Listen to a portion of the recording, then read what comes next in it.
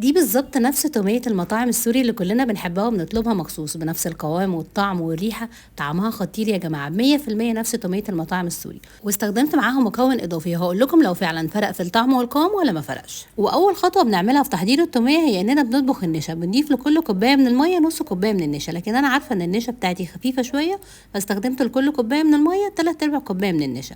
ابتديت إن أنا أقلبهم كويس جدا على البارد، بعد كده رفعتهم على النار وبنستمر في تحريك الخليط على نار هادية، مش بنبطل تقليب أو تحريك ابدا، لان النشا بتتحرق بسرعه. بعد كده اول ما بنلاقي ان النشا ابتدت انها تتكتل كده بنستمر في التحريك لغايه ما بنلاقي ان لون النشا بقى شفاف.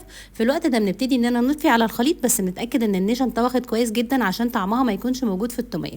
بنبتدي بعدها اننا نطفي عليها ونغطيها بكيس بلاستيك وبنسيبها لغايه ما بتبرد تمام. يعني لازم النشا تكون اتطبخت كويس جدا ويكون لونها شفاف علشان نبتدي ان احنا نطفي عليها. وهنا بعد ما النشا بردت تماما ببتدي ان انا اضيف المكونات بتاعتي في الخلاط. ابتديت ان انا اضيف عصير نص ليمونه، وضفت معاها كمان نص معلقه من الخل ومعلقه من الملح، وضفت معاهم 4 فصوص من الثوم. والمكون اللي انا اضفته المره دي هو بياض البيضه، وهقول لكم اذا فعلا فرق في الطعم والقوام ولا لا.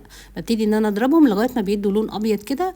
بعد كده ببتدي ان انا اضيف عليهم خليط النشا، وضفت معاهم كمان 5 معالق من الزيت. ضفتهم عليهم مره واحده في الكبه، ما ضفتهمش تدريجيا ولا حاجه. بعد كده احتجت ان انا اضيف عليهم معلقه كمان من الزيت.